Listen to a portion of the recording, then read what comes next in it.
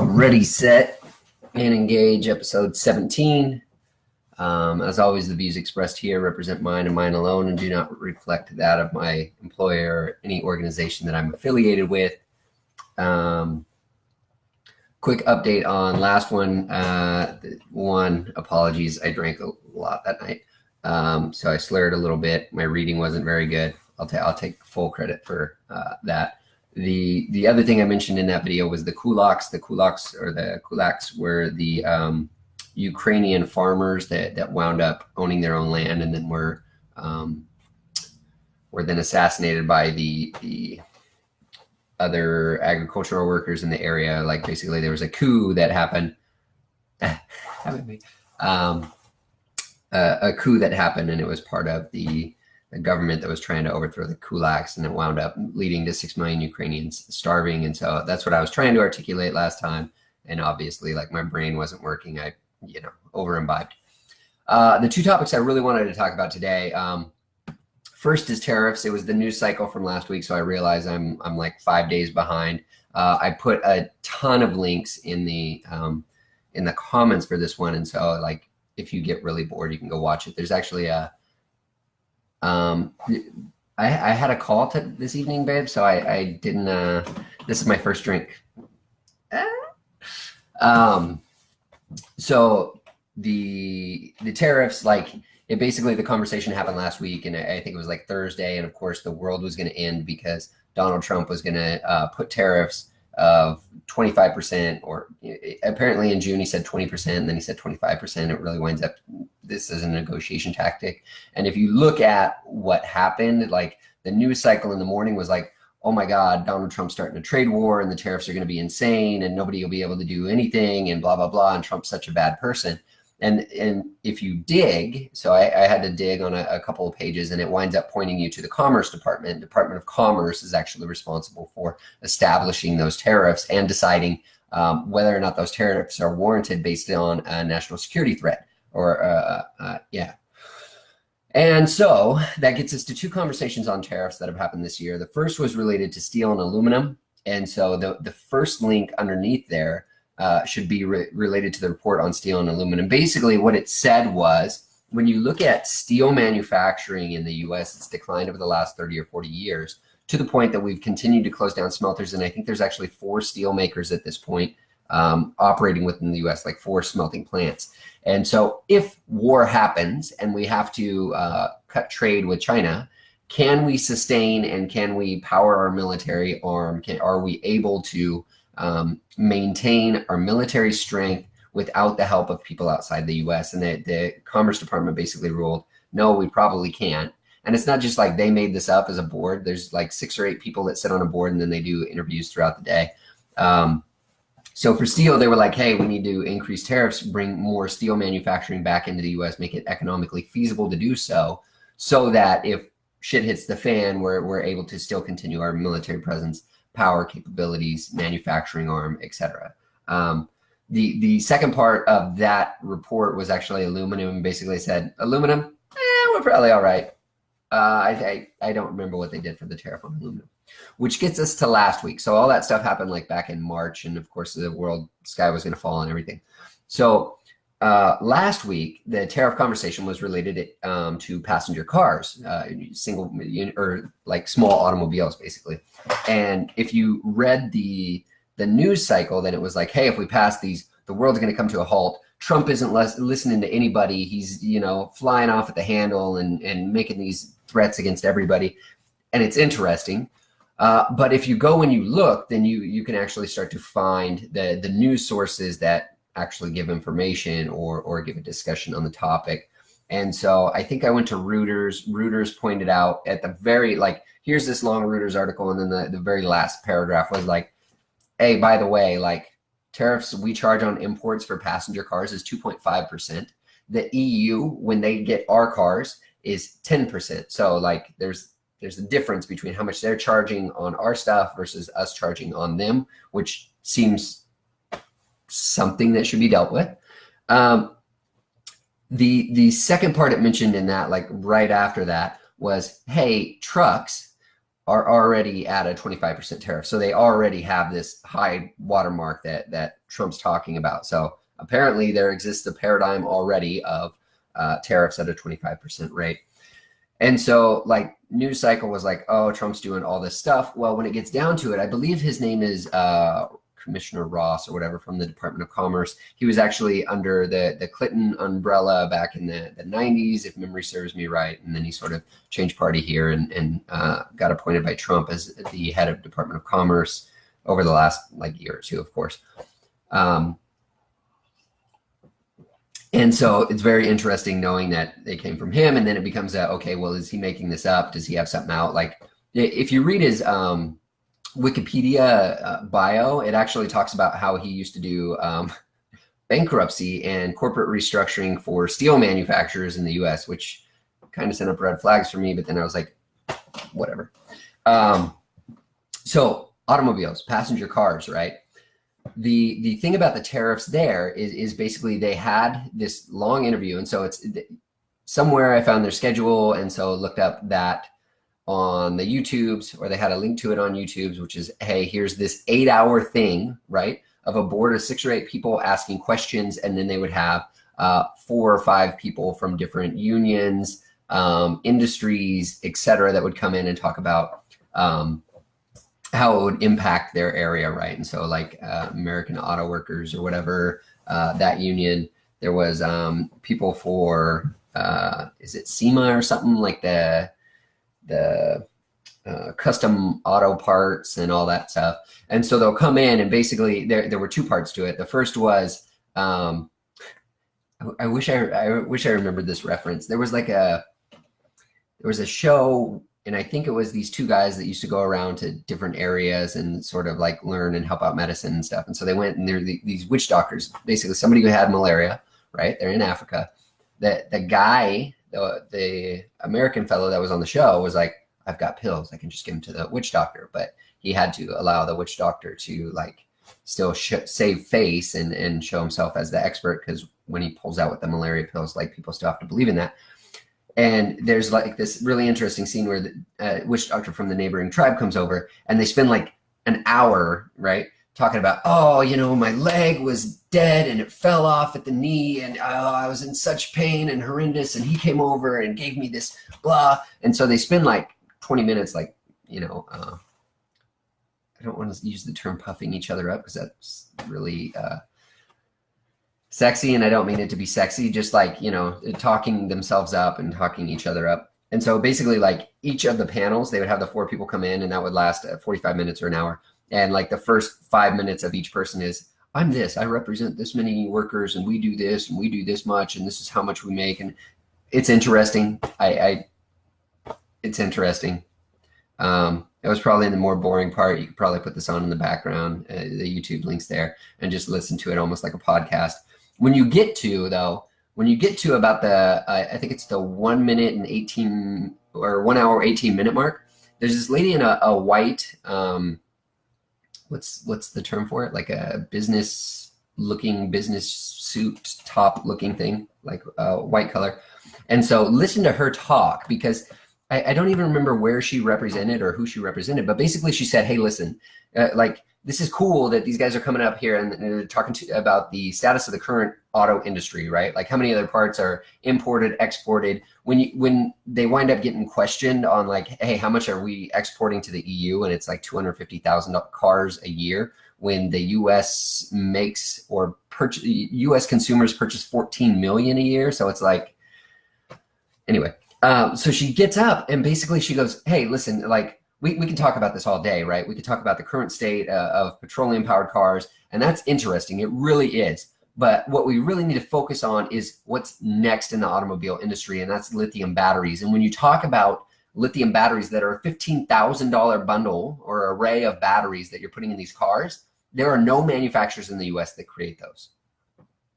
The motors that go in the electric cars, there are no manufacturers in the US that are making those. Now you have something you're talking about. And so she talks at 118, I think 135, and then she says something else at like 150. And she's well spoken. It's well put, and it doesn't seem like anybody has a rebuttal. And when you when you listen to the people talk, you have to listen to not only the verbal pieces of what they're saying, like, oh, this will injure us a lot, but the way that they're articulating and the way they're really changing their intonation, right? They're very sort of boisterous when they're introducing themselves and how much they do. When they're questioned on stuff like how much is this really going to impact you, they start getting really fluffy with numbers and non-committal, and their entire posturing sort of changes. It's bizarre to watch. But the net of it is, if you really want to talk about tariffs, that's great. It's a great conversation to have. The news at the end of the day, like beginning of the day was Trump's going to start a trade war. End of the day was, oh, EU actually said, yeah, we'll listen and make some adjustments on some of the trade stuff. And the personal car or the private car, passenger car is still sort of open as I understand it, but I haven't looked more in the last 3 or 4 days. But it's interesting to see beginning of the day, the world's going to end of the day. Oh, Trump did well on that one thing, but there's still so much that he didn't do. And it's like, okay, I don't know what you guys want. You know, like, he's not ending the world. He's not the one doing the Section 232, which is the national security interest investigation related to parts of commerce in the United States. And so basically he's got a board of people who are experts in this advising him. And then he's the figure piece, which is what you would usually assume from the political arena. So that's Section 232 stuff. That's tariffs. I included links. They're far more articulate than me. Feel free to read them, watch them, whatever. So that's that. The second thing I wanted to talk about is something that's been bothering me for a while, and like, I don't know if many people find it interesting, and so it's you know, it's one of those things like, oh, I know an interesting fact, aha. And then today I just so happened to be talking with a great individual, and he sent me some resources, like basically some of the stuff I'm working on in volunteer time relates to disaster response. Shouldn't be a surprise to anyone. And so he linked me to some stuff, and I thought that was really awesome. I'm looking through it. There's some great videos. I think I included either the page or some of the images from Chelan County, where they've got aircraft that are dropping lake water on the fires that are out there to help contain them. There was a fire on Cle Elum Sunday that started from a vehicle, and then I think it burnt like 3 acres the first day, and I don't remember what it ended up at, but like 6 or 9 acres, I believe. And then today, Governor Jay Inslee declared a state of emergency in Washington State, and so somebody posted that, like, hey, cool, we're going to address fires. And somebody posted a snarky comment like, oh, like the government will do anything. They don't do anything. And I was like, oh, man. For the record, I'm not a huge fan of Governor Inslee, but that's probably because all the gun legislation that's floating around, totally different. So state of emergency, right? There's an interesting thing that happens. And basically what happens is the local municipality or the city is supposed to pay for issues that come up, pay for emergency managers, pay for that stuff as much as they can. If it winds up stretching over their lines, then they may include sort of the county or a larger border. If it becomes too much for them to handle financially or in area, then it stretches to the state level. And then if the state can't handle it, or it stretches multiple states, like either you would form a territorial area that would then help pay for funding, or you would go to the federal level and look at FEMA for funding for these things.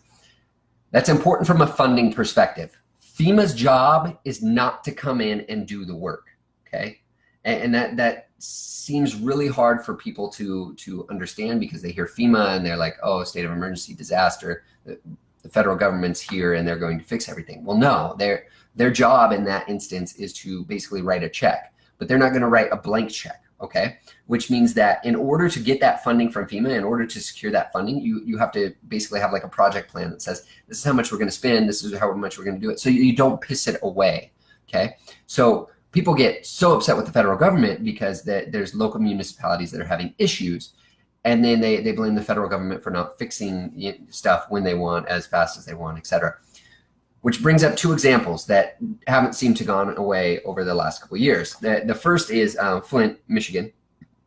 So first, it's important to have some background. Basically, Flint, Michigan was a man-made disaster. Okay, it was the the governmental body of Flint getting in, to oversimplify it, they got in a pissing match with the Detroit Water Council, I believe, which is where all their water was piped from before.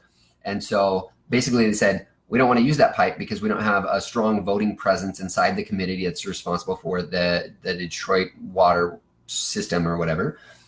We'll create our own system. Okay. So that local body of government decided we're going to do our own thing. We don't want to do your thing. When they did that, the water source wasn't clear. It wasn't handled right. And so they pumped all that crap into the system. And then they were like, hey, this is a really bad idea. We probably screwed some stuff up. And so they switched back over. Nobody really hears that part, or nobody really understands that part. It's important that I call that out because it's probably the anything you can do, I can do better until I mess it up, and then all hell breaks loose. The other part that's important though is Flint doesn't have clean water. That's sort of an exaggeration, and what I mean by that is basically the water systems have been corrected. They've moved back the piping over to the water supply that they were on before, which should be the Detroit Metropolitan Water Supply or whatever. Like all this stuff should be on Wikipedia or news sources. You might have to dig for a couple. But what happened is you dump all that stuff down to the in lines, right? And now the question is, how do you fix the in lines? Well, you have to go into the individual houses. And so I think when I looked, when did I look? It must have been 2 months ago. I think there were 26,000 houses that were still needing repairs done. And they have set a 3-year timeline. And so I think it's 6,000 houses per year, roughly, or something along that line. And then they've contracted that out to 3 different companies. And so the funding is there, the project plan is there, the duration is there. So saying the government hasn't fixed Flint is it's not totally wrong, but it's sort of disingenuous to frame it that way. Similar stuff with Puerto Rico, I believe, and so we saw a bit of the disagreement that happened between the local governmental body and the Trump, because they didn't like each other or had words or whatever. But realistically, like, if you can provide the plan on how much it'll cost and it's cost efficient and effective and not being pissed away to, I don't remember, there was some news cycle that came out where basically like the governmental body of Puerto Rico contracted out the electric work, and it was all from somebody in like Montana, and it was like a $232 million deal that they did, and like all this stuff, and it winds up that it was a bad deal, and I think like 3 months later or something, it had issues or fell out. Fact check me, because I don't remember the specifics on that or the exacts. But so the big net is like the local area, the local government has to build the plan, build the strategy, and start to gather resources, contractors, bids, etc. And then they can start moving that up the chain to be able to secure funding. It's not that the people at the top, the state and federal government, are actually the ones coming in and doing the work. Instead, they're the ones funding it. When we were up in Okanagan, for instance, like one of the banks was washing out, and it was getting ready to like breach a septic system, and so they needed to secure that, and so they started like scrambling for bids, got bids really fast, and then it went up, got approved, and it was paid for. Nick, that's my wife. Yeah. She's probably on her way home here in the next probably not too far from now. But so the punchline is like the guys at the top governmentally aren't the ones that are going to fix the individual issues. Instead, it's like the local bodies have to figure out what to do, how to do it, because they're going to have the connections or know the people, the contractors, et cetera, in the area. So they build the plan and then basically like get that signed off by people who then write the checks, which is the county, state, or federal government, depending on what level of the state of emergency has been defined. So I think those are the pieces that I really wanted to talk about, was just, hey, tariffs in the news cycle. And like when you're reading news, if it just seems like it's so anti one person or anti group or anti party, then I would highly recommend just going and looking for some other sources. See if you can find something closer to a primary news source, which would be like a governmental body, a governmental website. I used to say like NPR and stuff like that, but I feel like they've also started to skew these days, unfortunately. But there's definitely more news out there than what's being represented and what's being honed in to tell a strong narrative of dislike for parties, people, and movements. And then the second part is just like disaster funding. Like you have to realize there's some incredible stuff happening around the U.S. related to the disasters, especially wildfires this year. They've got some really serious ones happening down in California. They've got some in the middle of Oregon, I believe. And there's a lot of hard work and a lot of Department of Natural Resources people that are out there, a lot of wildland firefighters at Bureau of Land Management. I mean, there's a tremendous amount of work that's happening that isn't necessarily being covered in all the news sources. There's actually been some real good coverage of, I say good coverage because it actually shows some of the work, some of the sweat, tears, the struggle of some of the firefighters down in Redding and stuff. So if you haven't heard about that, I highly recommend just looking into it. Of course, in my thing, I included the DNR for Washington State's Twitter account. So they post a lot. They've got several fires that are pretty small. I believe Chelan's the big one right now. So a lot of information is out there. It's just not necessarily in front and center every day in the news cycle that we often snap to or hear the most about, especially on social media. So highly recommend checking it out. Realize that like when the state of emergency is declared, it's often about funding and about getting those resources so the DNR can continue their mission, BLM can continue the wildland firefighting, and some really terrific people out there that are putting themselves at risk to help and contain those fires and close those down.